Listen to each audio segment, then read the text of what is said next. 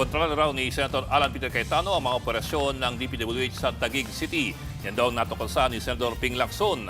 Naglabas din si Lacson ng mga anyay ebidensya sa umano'y anomalya o ghost project sa Taguig na kilalang baluarte ng pamilyang Cayetano. Sa website ng Senador, pinakita niya ang 4 na slope protection project sa Taguig na hinawakan ng 4 na magkakaibang contractors. Pero ang nakapagtataka raw, ni-recycle o pare-pareho ang ilan sa mga litrato na ginamit para sa documentation ng 4 na magkakaibang proyekto.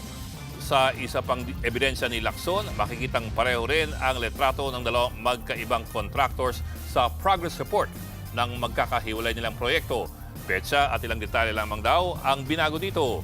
Ayon kay Lacson, double appropriation ang nangyari sa mga proyekto kung saan parehong binigyan ng budget ang mga ito. Pero iisa lamang daw ang proyekto. Natuklasan din daw ni Lacson na umaabot hanggang 33% ang kickback umano sa infrastructure project sa Taguig. Sa Facebook post naman ni Lacson, iginiit niyang iginagawad ang mga proyekto sa Taguig sa anyay mga paboritong kontraktor at saka raw susunod ang mga district engineer sa mga utos ng mga anyay pinagkakatiwala ang tauhan ni Senator Alan Cayetano. Pakinggan natin ang pahayag ni Senator Ping Lacson.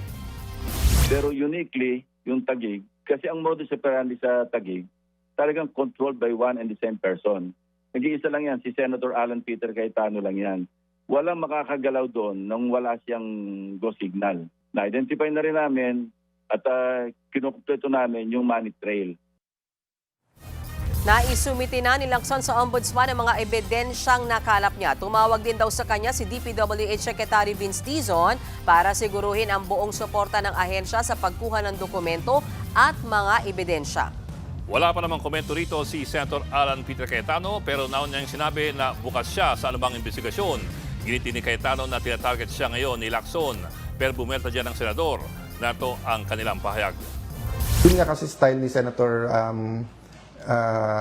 Lacson, old style yon, yung may dossier ka, may hawak ka, tapos ililik mo through your other colleagues na, eto mga hawak pagka nagkalaban or kaya makikipagkaibigan sa'yo, pero once na hindi kayo nag-agree, tututukan ka na. At ngayon, ako naman ang sinasampulan niya. Sinasabi niya sinisingle out. Hindi ko siya sinisingle out o hindi ko sinisingle out yung Taguig. Pinrioritize ko lang dahil sa ingay niya. So hindi ako magpapa-hypocrite. Talagang kinalkal namin yung Taguig. Sabi ko, mag-focus tayo rito kasi ang ingay-ingay nito. Hindi na nga nagpatumpik-tumpik doon si Senator Lacson. Aminado naman siya. Kasi ang tanong dyan, parang napag-usapan niya hindi ko alam kung sino kausap ko, pero parang sabi, ang tanong nga dyan ay, bakit ngayon mo lang nilalabas? Kung talaga palang merong mga maanumalyang projects dyan sa Taguig, bakit ngayon lang nilalabas si Senator Ping Lacson? So natanong siya kanina doon sa nilamanong Ted at DJ Chacha, at yun yung sagot niya na parang matagal nang nasa baol yung lahat ng mga ebidensya, pero na-overwhelm daw sila sa dami, inuna nila yung sa Bulacan, pero ngayon dahil napakaingay daw ni Senator Alan Cayetano at pinitik nga niya itong si Senator Ping Lacson, di pinakalkal daw yung sa Taguig. Di wala ng plastikan, yun naman pala talaga yung rason. Pero nasa baul na raw. Nasa baul ever since. Meron daw talaga. Pero Baul talaga. pero aminado siya na na pinakalkal niya talaga kasi nga daw maingay. So sabi niya, di sige, go. Ikaw muna. You know, we were talking to Senator Lacson din kanina. Okay. Kasi ang, mas madaling habulin yung mga contractor at saka DPWH for ghost projects. Kasi nga naman, kung hindi na-deliver, hindi nagawa yung proyekto at pinirmahan niya ng DPWH at ng contractor na tapos na, well, obviously, sabit sila doon. Ang tanong is, how do you link the legislator or proponent of the project to the ghost project? May tinanong din yan, nabasa ko kasi yung transcript, natanong din kay Senator Ping Lacson dyan. Ang sabi niya, may mga pirmado silang affidavit ng mga willing mag-witness. So, I think ipinasa, pero ayaw na niyang pangalanan kung sino yung mga yan. Plus, sabi niya, umaasa sila na mas dadami yung dokumento that will link dun sa kung sino man yung mambabatas dahil nga daw nangako raw si DPWH Secretary Vince Dizon ng full, hindi suporta, full cooperation sa pagkuha ng mga dokumento at ano pa mang kailangan pagpapatunay. So, yeah, I understand. And it's the same answer he also gave us kanina that he would rather not go into details yet.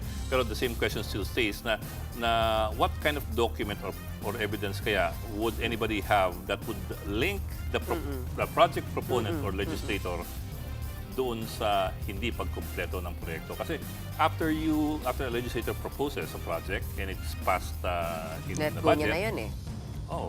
yun na yun eh. So, yun lang. That's a magic question for a lot of people, I suppose. Unless yun din pala yung tanong ko sa'yo, gaano ba kalakas, paano kung kwento lang ng witness or ng whistleblower? Yeah. But we don't have details kasi sabi nga naman ni Senator Lacson, wag muna natin pag-usapan in public because it is under investigation. Okay. Mga kapatid, Mean Los Baños po, huwag magpahuli sa mga balita at impormasyong dapat ninyong malaman. Para sa mas malawak na balitaan at diskusyon, mag-follow at mag-subscribe na sa social media pages ng News 5.